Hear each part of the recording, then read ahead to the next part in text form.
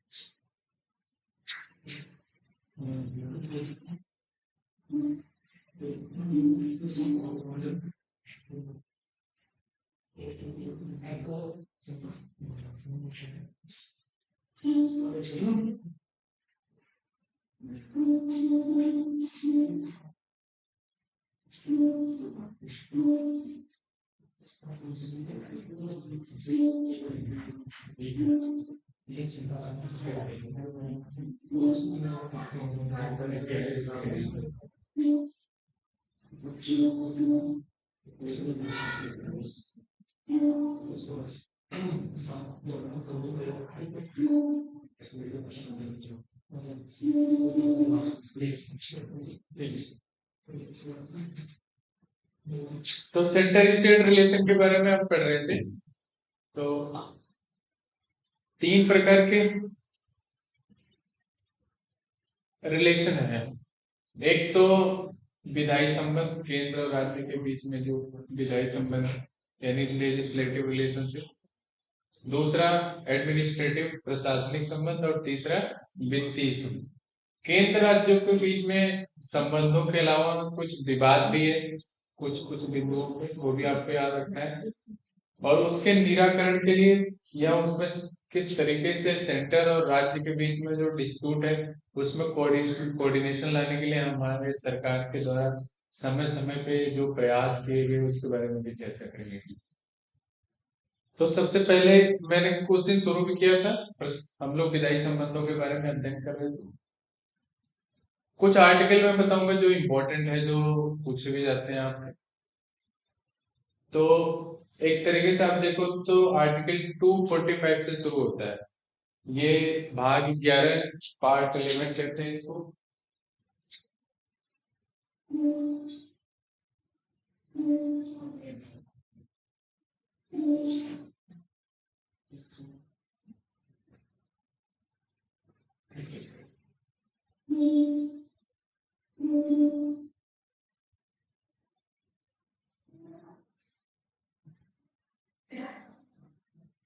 Pen नहीं चल रहा क्या ये? हैं? पेन खराब हो गया कब? पिछले क्लास में? पिछला क्लास तो मैंने ही ली थी। हाथ से लिखना पड़ेगा क्या?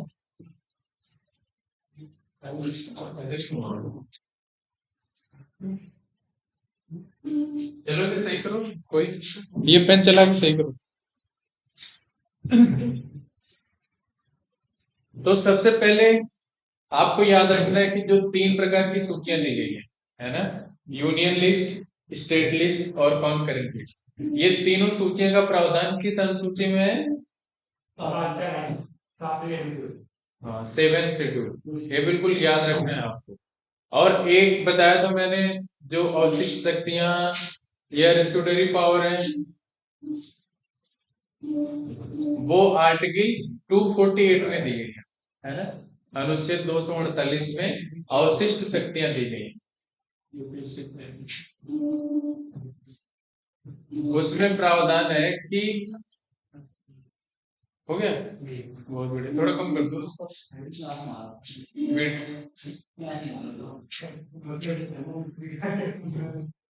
हाँ ठीक है।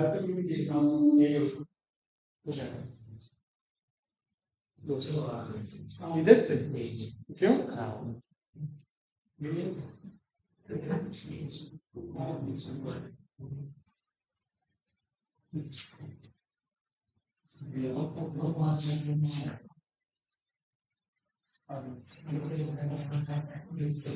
ये तो बड़ा मुश्किल है। ये आर्टिकल 248 में है, जो अवशिष्ट शक्तियां हैं।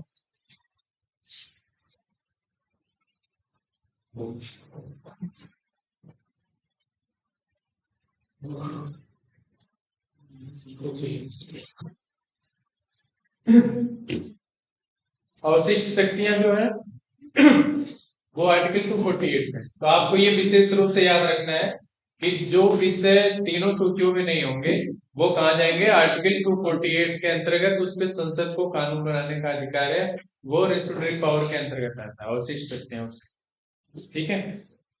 आर्टिकल पहले हम विधायी संबंध अध्ययन करेंगे, फिर फाइनेंशियल, उसके बाद डिस्प्यूट, फिर कोऑर्डिनेशन लाने के जो प्रयास करें।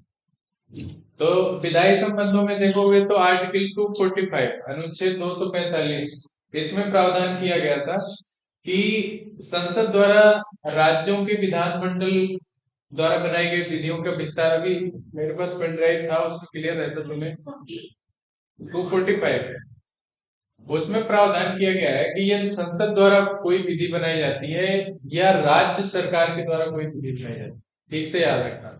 आर्टिकल 245 कहता है कि यदि केंद्र सरकार के द्वारा कोई विधि बनाई जाती है तो वो संघीय सूची के आधार पर बनाई जाएगी शुरुआत में, अभी जो अध्ययन करेंगे वो अलग बात है।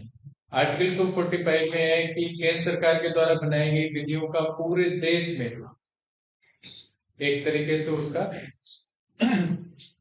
विस्तार होगा, और राज्य सरकार द्वारा बनाई गई विधियों का राज्य स्तर पर विस्तार माना जाएगा। ठीक है।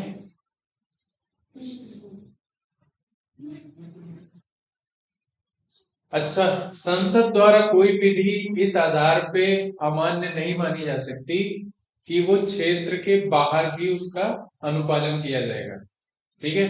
जैसे मान लो केंद्र सरकार ने कोई ऐसा कानून बनाया कि वो 2 या 2 से अधिक राज्यों के लिए है, वो सभी राज्यों के लिए नहीं है, फिर भी केंद्र सरकार की विधियों को इस आधार पे आप ये नहीं कह सकते कि ये अमान्य है, वो पूरे देश के लिए भी लागू हो सकती है। और भारत सरकार के द्वारा यदि समय समय पे कोई अन्य देशों के साथ कोई एग्रीमेंट होता है और उनकी सीमा के से रिलेटेड कोई एक्सचेंज होता है, जैसे अभी हमने बांग्लादेश के साथ कुछ बस्तियों का आदान प्रदान किया, ठीक है, वहां तक वो भारत सरकार की विधियां लागू हो सकती हैं।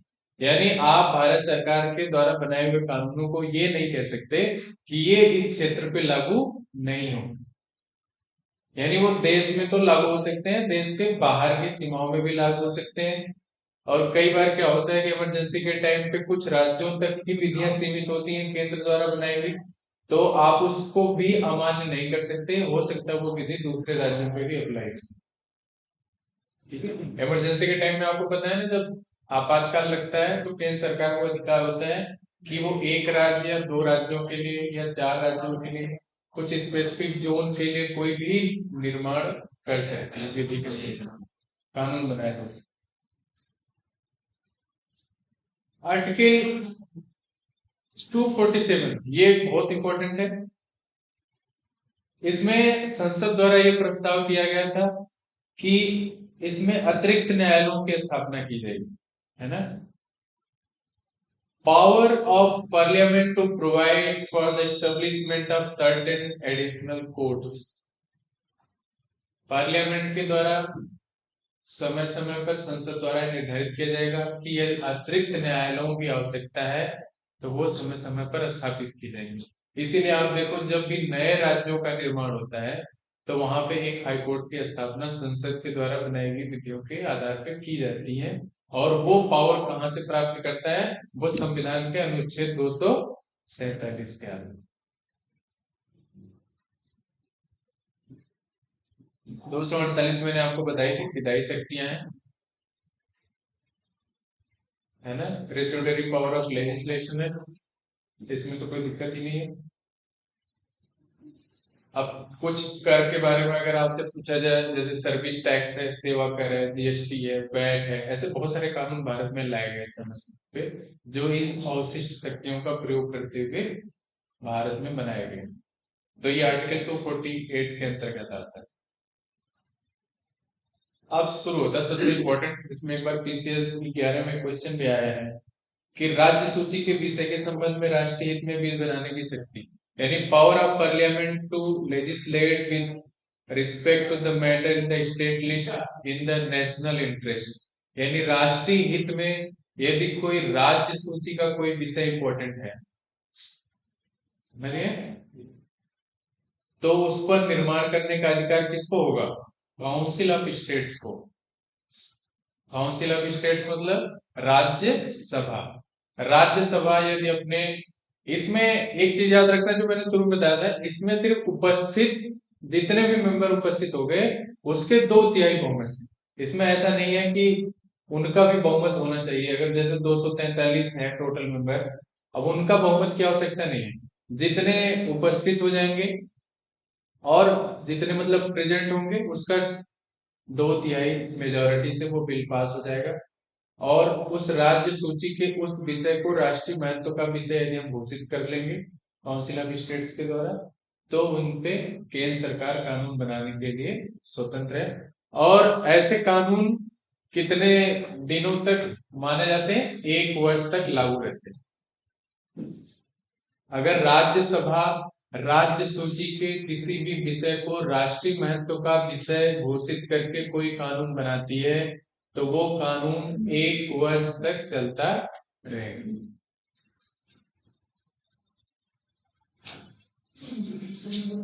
और अगर फिर से संकल्प पारित हो गया तो फिर वो 1 साल के लिए एक्सटेंड। आर्टिकल 250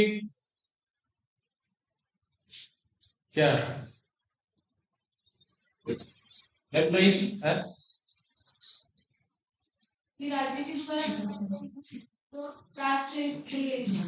नहीं, ये तो केंद्र सरकार बनाएगी। जैसे देखो राज्यों में केंद्र में 2 सदन है ना, लोकसभा हाउस ऑफ पीपल, ठीक है, दूसरा राज्यसभा काउंसिल ऑफ स्टेट्स। ये तो राज्यों का सदन होता है, ये लोगों का सदन होता है, तो इसको अधिकार नहीं है, लेकिन इसको अधिकार है, समझिए। क्योंकि काउंसिल ऑफ स्टेट्स स्टेट्स को रिप्रेजेंट करती है, राज्यों को प्रतिनिधित्व करती है, इसलिए राज्य सूची पे निर्णय लेने का अधिकार होता है राज्यसभा। और अगर वो राष्ट्रीय महत्व का विषय घोषित हो गया हाँ, तो उस पे केंद्र सरकार के द्वारा कानून बनाया जाएगा और वो कानून 1 साल तक पवित्र चलता रहेगा। और फिर से अगर वो संकल्प दोबारा पास कर देते हैं तो वो कानून 1 साल के लिए और बढ़ जाएगा। अगला आर्टिकल कहता है 250 कहता है कि संकट काल में, इमरजेंसी के टाइम पे राज्य सूची के विषयों पर केंद्र को शक्ति प्राप्त हो जाती है कि वो कोई भी कानून बना सकते,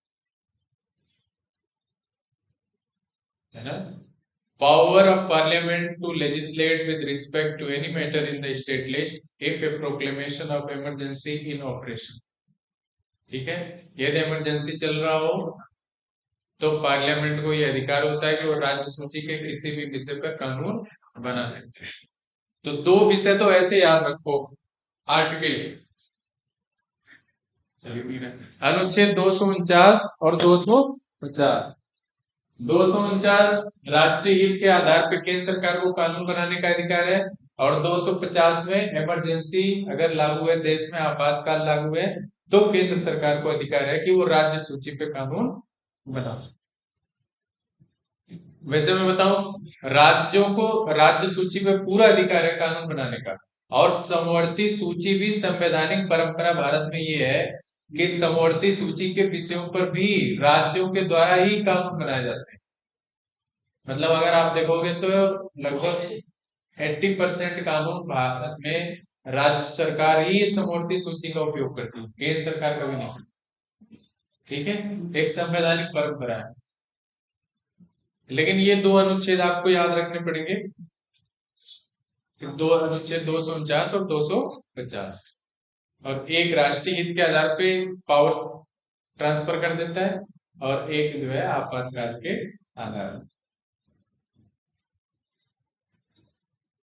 फिर अच्छा, अगर संकट काल में कोई विधि लागू हो गई तो वो, अगर वो घोषणा समाप्त हो जाती है, आपको याद रखना है पहले वाला तो 1 साल तक रहेगा।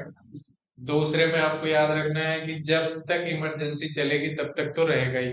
जैसे इमरजेंसी की घोषणा समाप्त की जाती है उसके 6 महीने के बाद ये अपने आप सस्पेंड हो जाएगा। समझ गए? यानी आपातकाल के समाप्त होने के बाद इसकी अवधि, जो कानून बनाया जाएगा उसकी अवधि 6 माह तक रहेगी, 6 मंथ।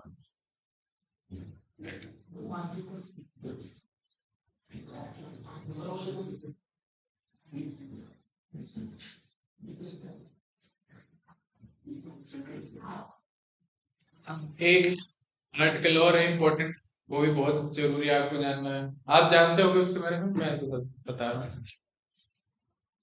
251 कहता है कि यदि 249 और 250 में केंद्र सरकार की पावर तो पावरफुल है ना, इसके अलावा यदि राज्य सूची पे या कोई ऐसा विषय समवर्ती सूची पे कोई कानून ऐसा बनाया गया है जिसमें केंद्र और राज्यों के कानूनों के बीच में कोई असंगति है ना, यानी उसी विषय पे केंद्र ने भी कानून बना दिया है और राज्य ने भी कानून बना दिया है, तो ऐसी स्थिति में केंद्र के कानून को ही माना जाए। ये आर्टिकल 251 कहता है। और ये उसमें सेपरेट करता है कि 249 और 250 को छोड़ के।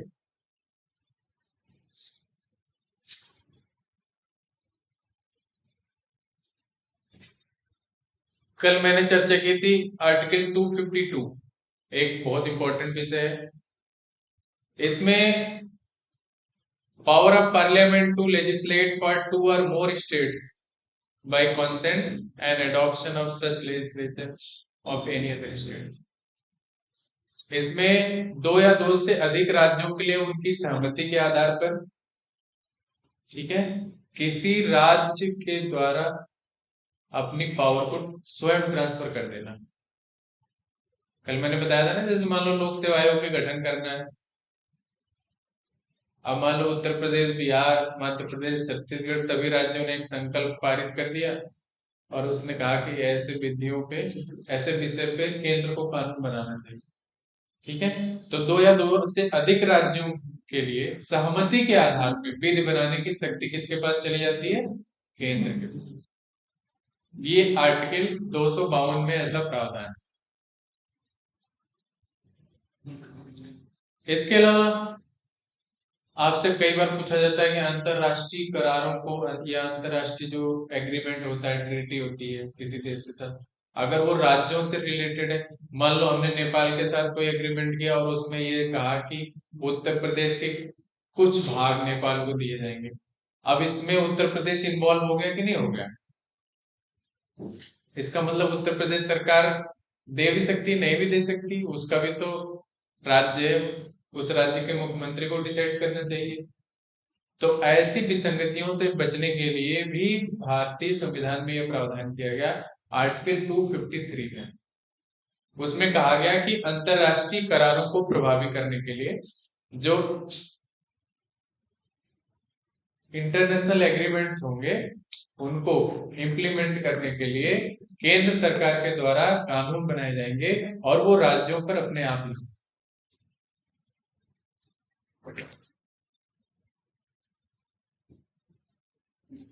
इसमें संपूर्ण देश के लिए या देश के किसी एक भाग के लिए कानून बनाने की पूरी शक्ति केंद्र सरकार के पास है, आर्टिकल 253 के अंतर्गत। अब आप देखोगे ना, डिस्प्यूट यहीं से धीरे धीरे क्रिएट होता है क्योंकि सारी पावर कहीं ना कहीं सेंटर के फेवर में ही जा रही है।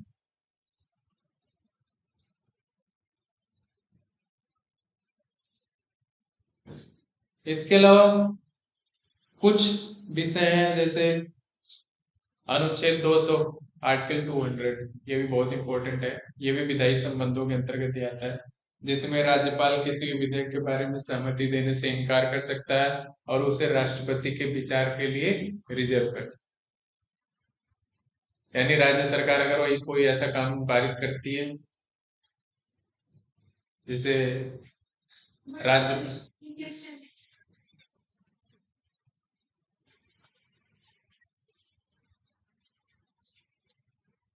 नहीं वो नहीं, किसी भी विषय को राज्यपाल रोक सकता है और उसे केंद्र को भेज सकता है, और वो निश्चित अवधि नहीं है उसके कि कितने दिन में वो पारित हो जाएगा नहीं होगा।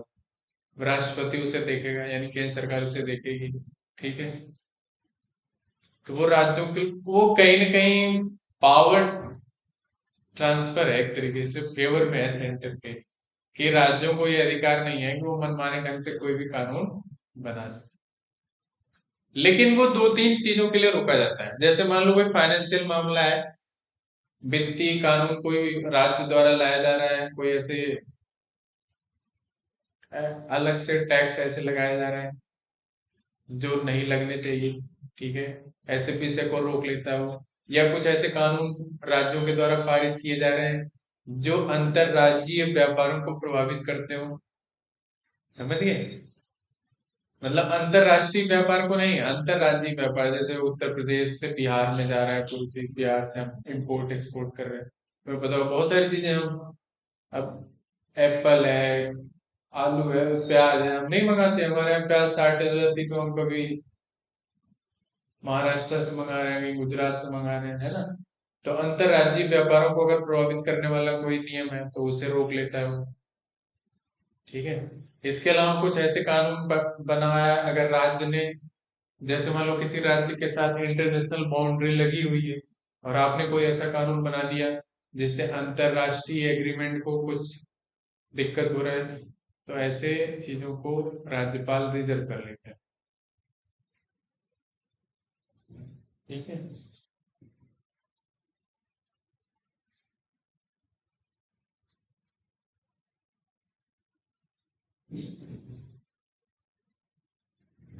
अब हम प्रशासनिक संबंधों के बारे में देखें।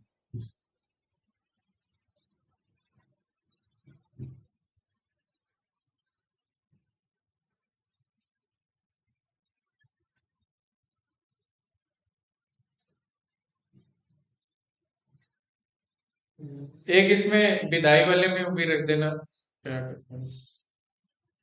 356, 356, ये तो पता ही है क्या है।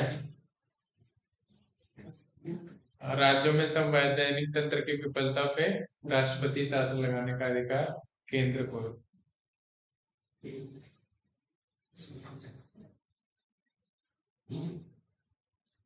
एक है आर्टिकल 304 बी, 304 बी।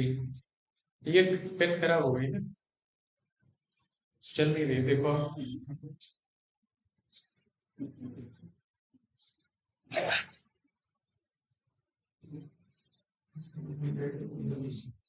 है ना, आर्टिकल 304 बी, इसमें एक प्रावधान है कि कुछ विधेयक ऐसे होंगे जो राज्यों में प्रस्ताव लाने से पूर्व राष्ट्रपति की अनुमति आवश्यक है। समझिए,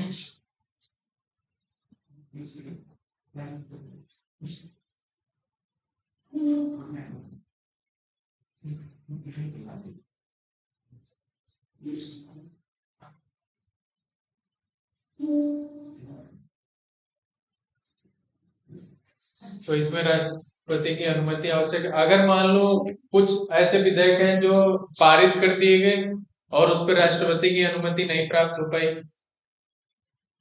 ऐसे में क्या होगा, वो विधेयक रद्द हो जाए। ठीक है,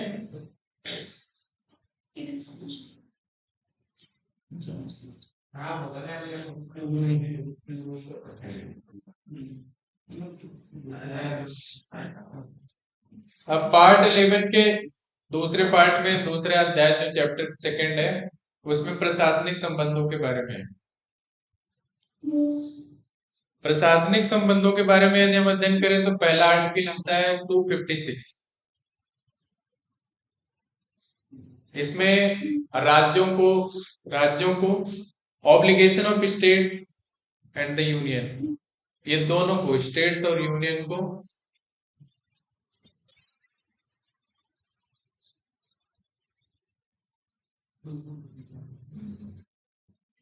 इसमें केंद्र सरकार के जो निर्देश होते हैं वो राज्यों को मानना अनिवार्य होता है। प्रशासनिक संबंधों में। अभी हम कुछ दशाओं में देखेंगे, जैसे कि आर्टिकल 257 में इसके बारे में एक्सप्लेन किया है कि जैसे सार्वजनिक संपत्ति का संरक्षण हो। ठीक है, आर्टिकल 257 इसके बारे में थोड़ा कहता है कि केंद्र के निर्देश कहाँ कहाँ तक होंगे। तो जैसे सार्वजनिक संपत्ति का संरक्षण हो, रेलवे की संपत्ति की सुरक्षा के लिए केंद्र सरकार राज्यों को निर्देशित कर सकता है। ठीक है, इसके अलावा अंतरराज्यीय राष्ट्रीय राजमार्ग हो गए, जल मार्ग हो गए, पुल हो गया, है ना, ये जो बेसिक इंफ्रास्ट्रक्चर है जो सेंट्रल गवर्नमेंट के द्वारा बनाए जाते हैं, इन सभी के संरक्षण के लिए केंद्र सरकार के द्वारा राज्यों को निर्देशित किया जाता है।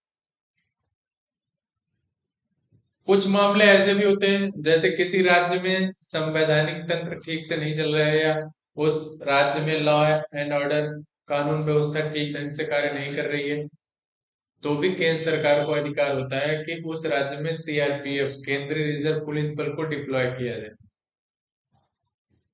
ठीक है,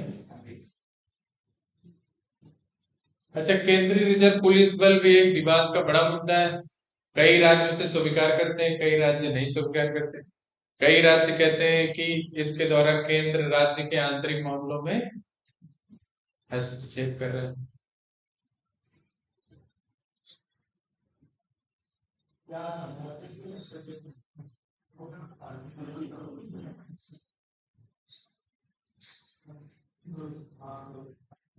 दो आर्टिकल सबसे इंपॉर्टेंट है, दोनों को कॉलम करके लिखना, आर्टिकल 73 और आर्टिकल 162। 73 केंद्र की प्रशासनिक शक्ति का विस्तार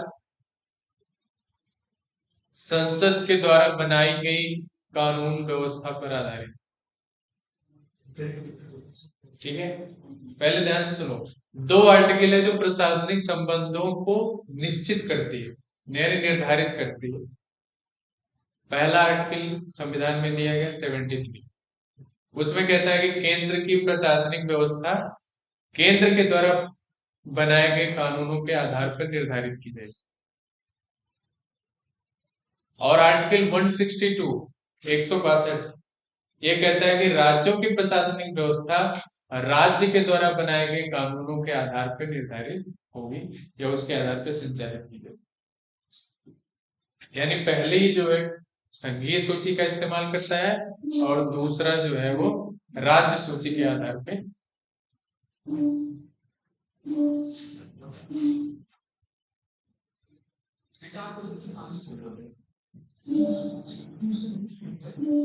और केंद्र, मैंने अभी बताया था आपको 256, 257, इस बारे में कि केंद्र सरकार राज्यों को निर्देशित कर सकती है, और वो किन किन विषयों पर कर सकती है वो मैंने आपसे जैसे।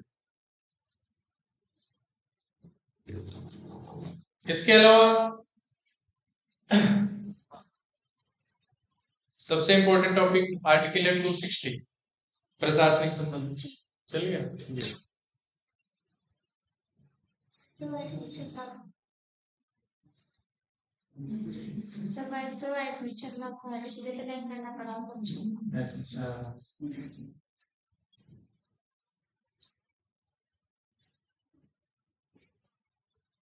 ठीक है, आर्टिकल 260 कहता है कि यदि राज्य, यानी राज्य मतलब देश, यहाँ कॉन्स्टिट्यूशन में स्टेट्स का मतलब कंट्री, ठीक है, यदि राज्य किसी अन्य राज्य के किसी क्षेत्र के भूभाग को अपने पास लेता है या उसका दायित्व लेता है, प्रशासनिक का, विधायी का या न्यायिक कार्यों का दायित्व अपने पास लेता है, तो उस समय कानून, जो भी सेंट्रल गवर्नमेंट के कानून लागू होंगे वो इन क्षेत्रों पे लागू।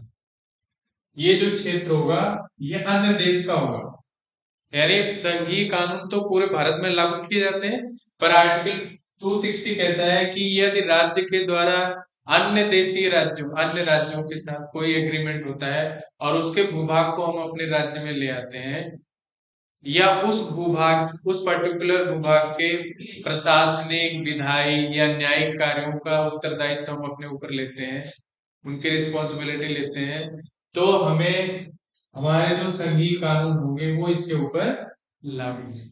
ये आर्टिकल 262।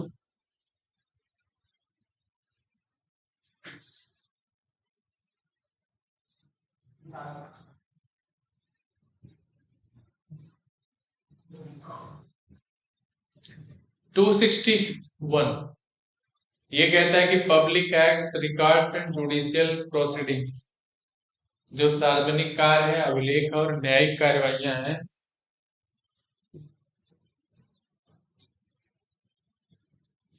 ठीक है, देश में जो भी सार्वजनिक कार्य किए जाते हैं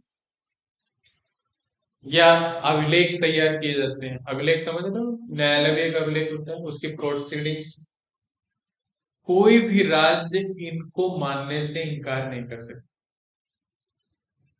ये भारत में प्रावधान है, आर्टिकल संविधान में दिया गया है 261, ठीक है, कि पूरे देश में सर्वत्र हर जगह सेंट्रल गवर्नमेंट के जो कानून होते हैं, जो न्यायालय के द्वारा दिए गए आदेश हैं या न्यायालय की जो प्रोसीडिंग्स हैं या अभिलेख हैं, जो रिकॉर्ड्स हैं, वो सभी मानना होगा अगर आप भारत में रहते हैं। सोचो कितने महत्व का अनुच्छेद है कि नहीं, कितना इंपॉर्टेंट है। इसीलिए अगर न्यायालय के द्वारा कोई आदेश पारित कर दिया जाता है तो तुरंत ही उसको फॉलो किया जाता है, क्योंकि वो संविधान में लिखा गया है कि जुडिशियल प्रोसीडिंग या रिकॉर्ड्स को आप नजरअंदाज नहीं कर सकते। जो भी न्यायालय के द्वारा आदेश दिए जाते हैं, केंद्र सरकार के द्वारा आदेश दिए जाते हैं, उनका पालन करना पूरे देश में सबके लिए अनिवार्य है, चाहे वो राज्य हो या कोई व्यक्ति।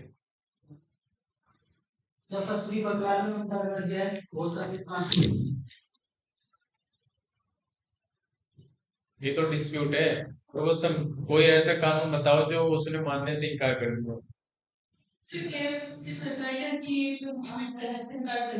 सीए कहाँ भी इम्प्लीमेंट हुआ कहीं?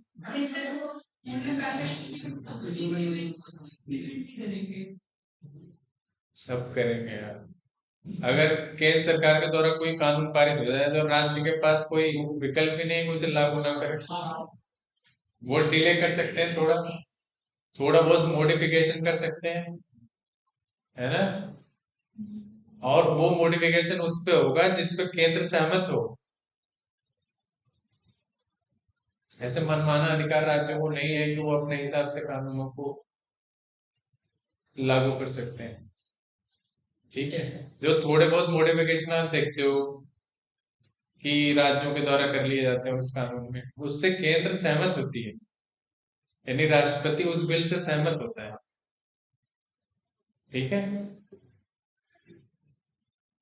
अन्यथा आपको पालन करना ही करना है, ठीक है, क्योंकि हमारा जो फेडरल स्ट्रक्चर है, मैं शुरू में इसीलिए वो बताया था आपको फेडरल सिस्टम की विशेषताएं। जो हमारा फेडरल सिस्टम है उसमें राज्यों को अधिकार नहीं है अलग होने का।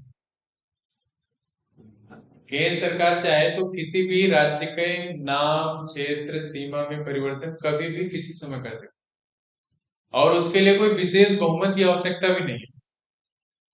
सिंपल मेजोरिटी से आपके राज्य की, क्षेत्र की सीमाएं बदली जा सकती, आपके राज्य का नाम भी बदला जा सकता, आपके राज्य को कई राज्यों में विभाजित किया जा सकता है। आप बताओ, तुम राज्य के पास कितनी पावर है ना। और विशेष बहुमत की आवश्यकता होती तो मैं मानता कि वो एक कठिन संविधान संशोधन की प्रक्रिया है, सिंपल मेजोरिटी की जरूरत। आर्टिकल 262 ये कहता है कि अंतरराज्यीय नदियों या जलों के बंटवारों के संबंध में एक ट्रिब्यूनल की स्थापना की जा सकती है। देखो इसमें एक बात है, आर्टिकल 262 में थोड़ा सा अंतर है, मैं आपको बताना चाह रहा था।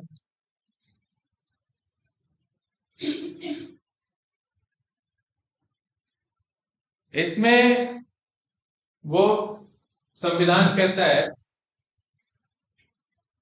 कि जो न्याय निर्णय होगा, जो एडसेक्शन होगा, जो भी निर्णय लिए जाएंगे उनसे न्यायालय से अलग किया जाता है। यानी पहला तो आपको पता होगा, ओरिजिनल जुरिस्डिक्शन के अंतर्गत हम कहा जाते हैं, सुप्रीम कोर्ट में। आर्टिकल 32 के अंतर्गत 131, ठीक है।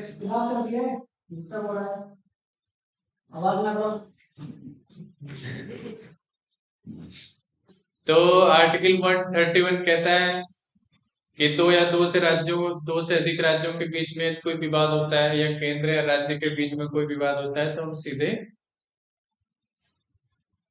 सुप्रीम कोर्ट में जाते हैं। ये अनुच्छेद 262 इसे रोकता है। उसमें 262 में एक क्लॉज है 2, उसमें प्रावधान है कि इस संविधान में कि उच्चतम न्यायालय या कोई उच्च न्यायालय इस विवाद को में अपनी कोई अधिकारिता का प्रयोग नहीं करेगा। तो अगर सरकार चाहे तो संविधान के इस अनुच्छेद के क्लास 2 को ध्यान में रखते हुए सुप्रीम कोर्ट और हाई कोर्ट को उन विवादों से अलग कर सकती है।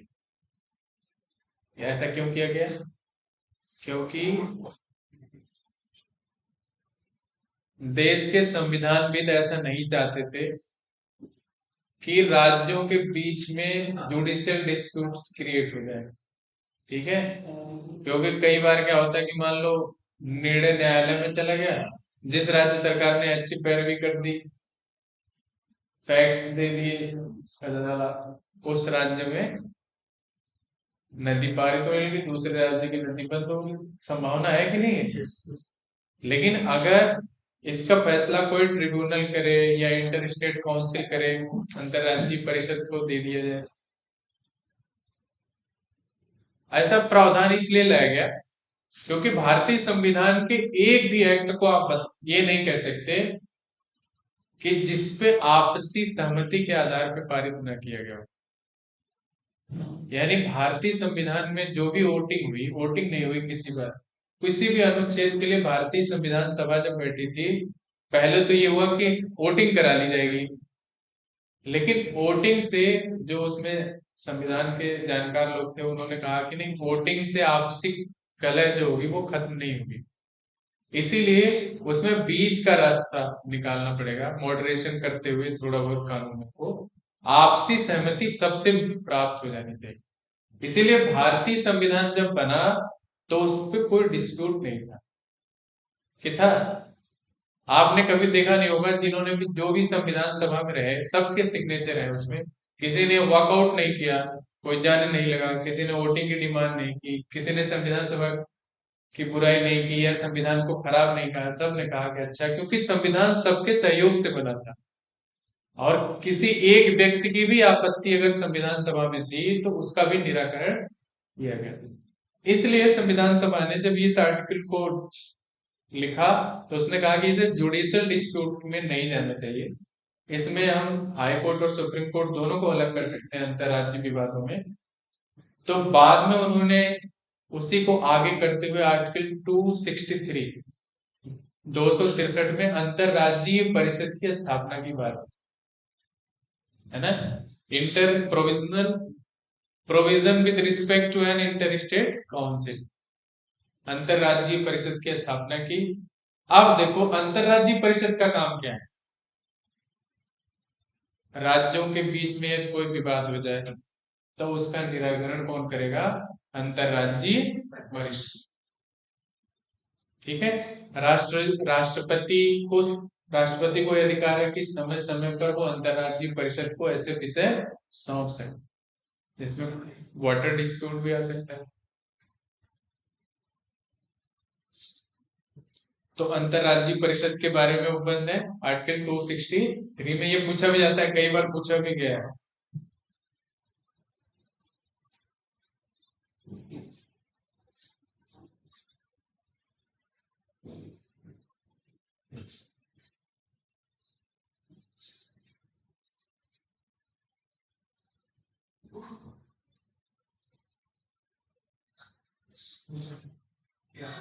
कुछ विशेषताएं हैं जो प्रशासनिक संबंधों में और भी लिख सकते हो आप, जैसे ऑल इंडिया सर्विसेज है, अखिल भारतीय सेवाएं, है ना, ये केंद्र सरकार के द्वारा नियुक्त होती है और राज्यों में कार्य करती है। द पोस्ट ऑफ गवर्नर, राज्यपाल का पद, है ना, राज्यपाल भी केंद्र और राज्यों के बीच प्रशासनिक संबंधों का एक आधार होता है, क्योंकि राज्यपाल राज्य का सबसे बड़ा अधिकारी है। ठीक है, इसलिए राज्यपाल जो है कई बार कहा जाता है कि वो, अच्छा, कुछ राज्यपालों ने ऐसे काम किए भी जिसकी वजह से राज्यपाल को की पोस्ट के लिए विवाद हो गया, है ना। अभी मैं तुम्हें उदाहरण के लिए कुछ चीजें बताऊं तो मैं, अभी आप खुद सुन के तंग रह जाओगे।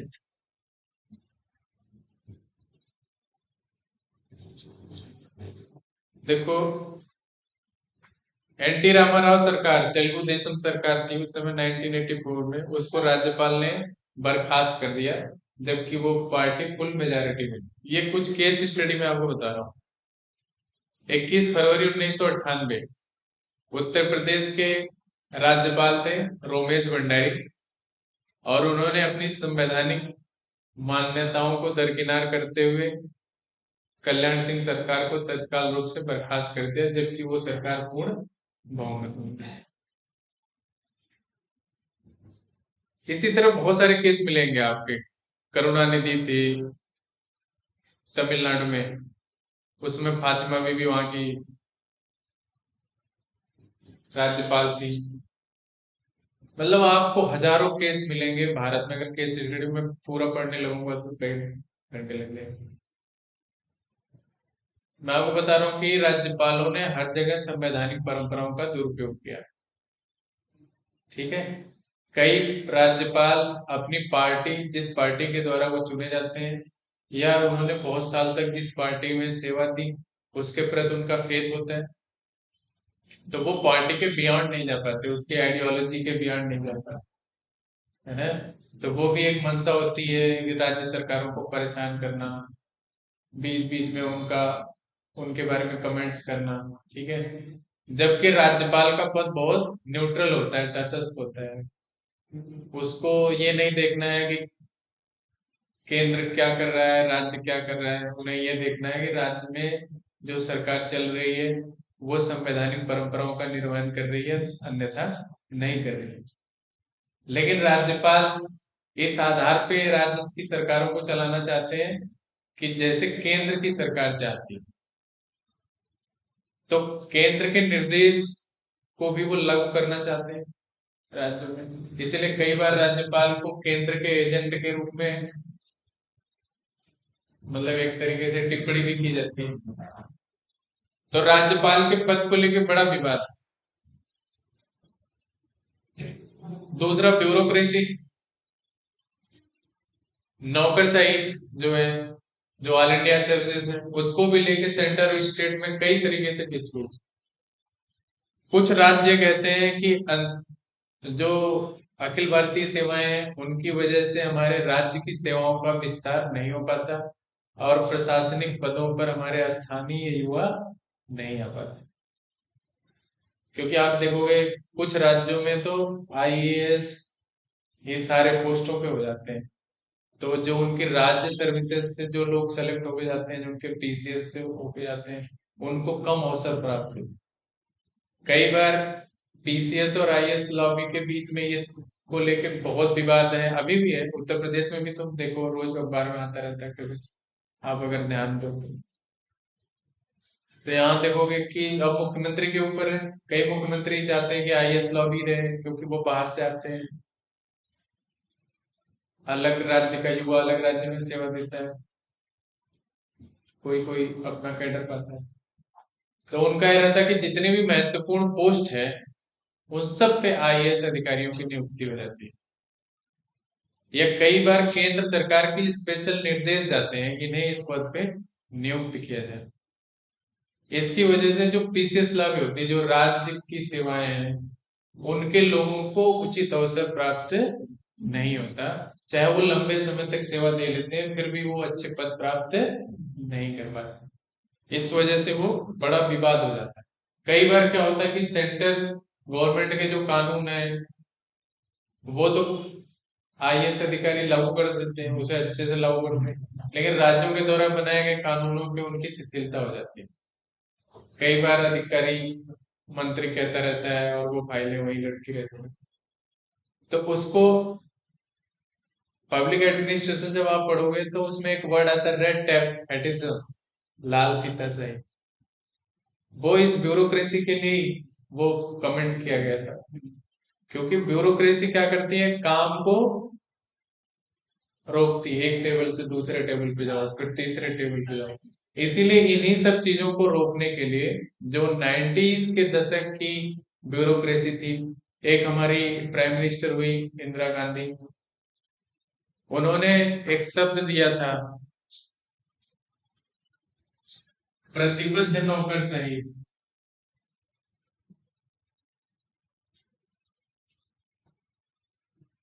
कमिटेड ब्यूरोक्रेसी होनी चाहिए, यानी इन्होंने पार्टी के प्रति कमिटमेंट की बात की। तो बहुत सारे अधिकारी आपको पता होगा आज की डेट में भी किसी न किसी पार्टी से जुड़ जाते हैं, ठीक है।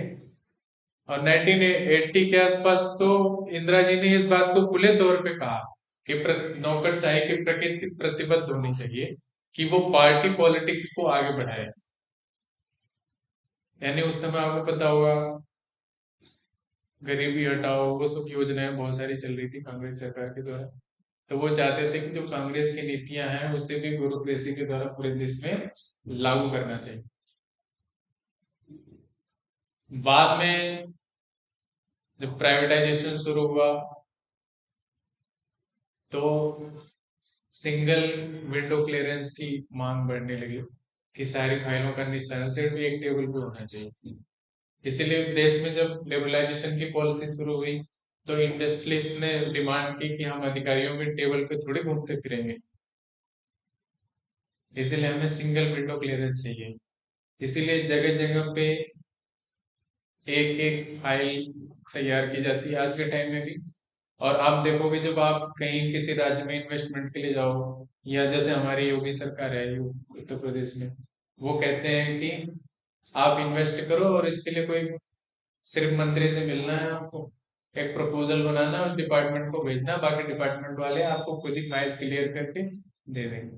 मतलब आपको ये नहीं जाना कि एक फैक्ट्री लगाना है तो पहले हमें पीडब्ल्यूडी के पास भी जाना है, इलेक्ट्रिसिटी डिपार्टमेंट के पास भी जाना है, इन्वायरमेंटल क्लियरेंस भी हासिल करना है, लाइसेंस भी लेना है। मतलब आपको 20 जगह जाने की जरूरत नहीं है, आपके इन्वेस्टमेंट प्रपोजल को देखते हुए सिंगल विंडो क्लियरेंस मिलेगा। इसीलिए धीरे धीरे जो इन्वेस्टमेंट की प्रोसेस है वो बहुत तेज बढ़ रही है, क्योंकि ये सुधार पूरे भारत में हुए और अब जो नौकरशाही है वो अलग तरीके से काम करती है। तो ये अलग प्रकार का विवाद है। तीसरा जो महत्वपूर्ण विवाद है उसके बारे में चर्चा करेंगे, एक तो राज्यपाल का पद, दूसरे नौकरशाही, और तीसरा विवाद है कि कानून और व्यवस्था के मामलों पर राज्यों को केंद्रीय निर्देश देने की शक्ति,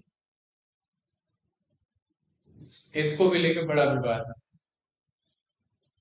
कि कानून और व्यवस्था, लॉ एंड ऑर्डर ऐसा विषय है जिसपे केंद्र सरकार राज्यों को लगातार निर्देश देती है। और आपको पता होगा कि एक कंसोलिडेटेड डाटा भी पब्लिश किया जाता है हर साल, जिसमें किस राज्य में कितनी हत्या हुई, कितने अपराध हुए, है ना।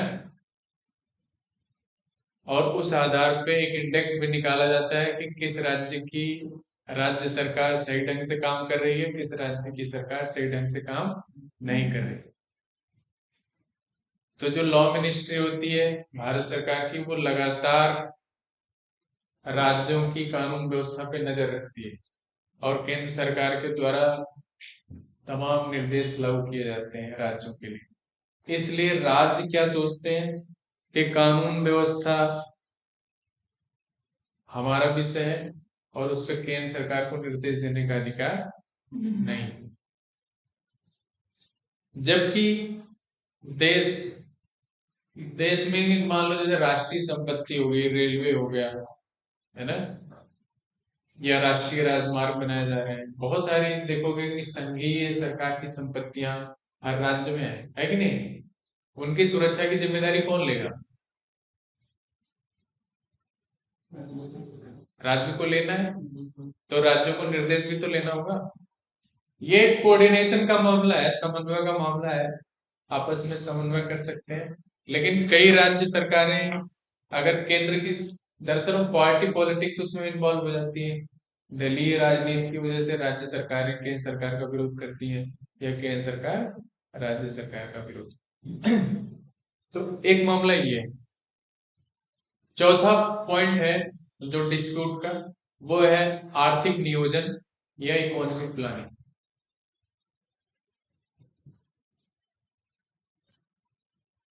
आप देखोगे कि पूरे भारत में इस तरीके से इकोनॉमिक प्लानिंग की जाती है कि नीति आयोग और नेशनल डेवलपमेंट काउंसिल,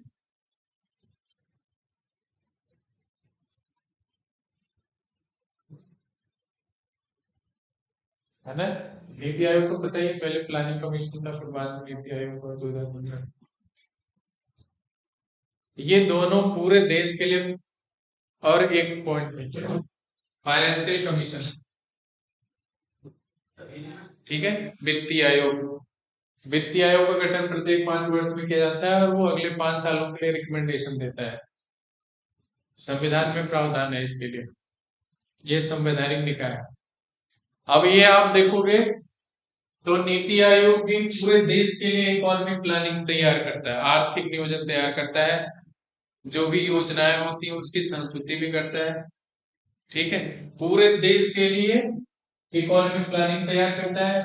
एनडीसी क्या करती है, इस इकोनॉमिक प्लानिंग को अप्रूव कर देती है, क्योंकि इसमें प्रधानमंत्री और सभी राज्यों के मुख्यमंत्री होते हैं इसके सदस्य। एनडीसी के बारे में जब आप पढ़ोगे, नेशनल डेवलपमेंट काउंसिल के बारे में, तो इसमें प्रधानमंत्री और सभी राज्यों के मुख्यमंत्री उसके पदेन सदस्य होते हैं, प्रधानमंत्री उसका अध्यक्ष होता है, ठीक है। योजना आयोग का उपाध्यक्ष इसका उपाध्यक्ष होता है, महासचिव सेक्रेटरी जनरल के रूप में भी काम करता है। तो एनडीसी क्या करती है, उस प्लानिंग को अप्रूव्ड कर देती है, अप्रूवल मिल गया। अच्छा, कुछ फाइनेंशियल, जो ये वित्तीय आयोग है, वित्त आयोग, फाइनेंस कमीशन, इसका काम क्या है? आपको पता है कि पूरे देश में फाइनेंशियल सोर्सेस सबसे ज्यादा किसके फेवर में झुके हुए हैं? Central government. तो वित्तीय आयोग क्या करता है कि कुछ राज्यों के लिए निर्धारित करता है कि किस राज्य को कितने परसेंट धनराशि का हस्तांतरण किया जाए। ये भी बहुत बड़ा मुद्दा है। तो इन चीजों को लेकर राज्य और केंद्र में लगातार विवाद होता है, ठीक है। राज्य सरकार कहती है कि राज्यों के लिए प्लानिंग ठीक ढंग से तैयार नहीं की गई, एनडीसी ने उसे अप्रूवल भी दे दिया, वित्त आयोग की रिकमेंडेशन ठीक नहीं है, हमारे राज्य को उतना धन, पर्याप्त रूप से धन नहीं मिला जितना हमें मिलना चाहिए था। आप लगातार देखते हो गए राज्यों के मुख्यमंत्री तक ये बात बोलते हैं, है ना। अभी आपने नाम लिया था ना किस मुख्यमंत्री का, उनका स्टेटमेंट तो लगातार आता है कि पिछले कई सालों से केंद्रीय योजनाओं के लिए या राज्य के जो राज्य का जो फंड है वही नहीं उनसे प्राप्त हो रहा है। अब उसमें कितनी सच्चाई है वो तथ्यात्मक जांच का विषय है, परंतु डिस्प्यूट इन सब मामलों को लेके है। तो आर्थिक नियोजन एक बड़ा विषय है जिसको आप 3 एंगल से समझ सकते हो मुख्य रूप से। अब थोड़ा वित्तीय संबंधों के बारे में पढ़ते हैं।